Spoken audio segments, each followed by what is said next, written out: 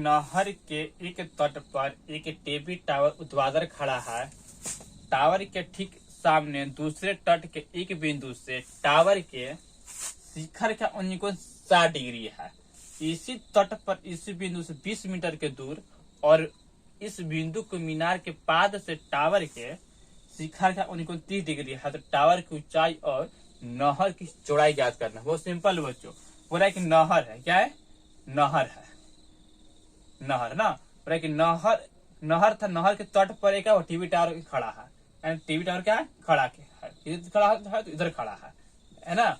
पूरा टावर के ठीक सामने कहा था दूसरे तट एक बिंदु से टावर के शिखर का, टावर यहाँ से यहाँ शिखर का कितना 60 डिग्री, यानी यहाँ से यहाँ जो कोण है ये क्या है? इस कोण 60 डिग्री। कितना दिया गया है? 60 डिग्री है।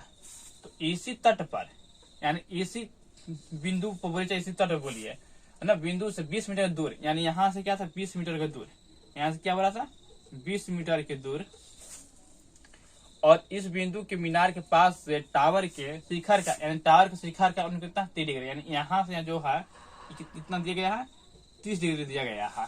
तो टावर की ऊंचाई, यानी टावर था ना, क्या था? टावर था। तो टावर की ऊंचाई और नहर यहाँ से था ना, क्या था? नहर था।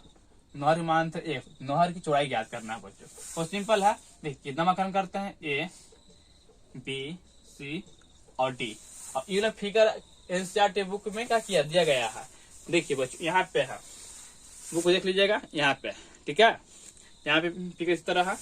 मान लेते हैं, मान लिया कि AB बराबर H मीटर क्या है? टावर। क्या है? टावर है। और BC बराबर X मीटर मान लेना है। क्या माने है? नहर था। और DC क्या है? 20 मीटर दूरी है। चलते समकोण त्रिभुज ABC में चलते हैं। समकोण त्रिभुज ABC में इसका कोण कितना दिया गया है बच्चों? तो कोण दिया गया है इसका 60 दिया गया है 60 डिग्री। जो कोण बनता है तो लंब और आधार, क्या में जाता है? तो टेन में जाता है।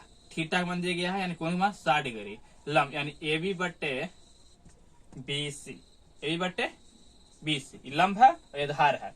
AB दिया गया है BC, AB बटे BC, ठीक है। अब ये 10 60 डिग्री मान होता है बच्चों √3। कितना होता है?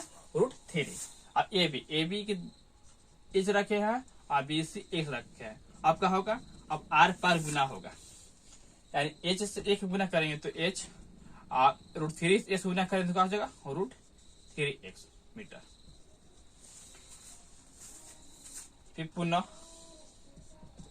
चलते समकोण त्रिभुज ABD में, पुनः समकोण त्रिभुज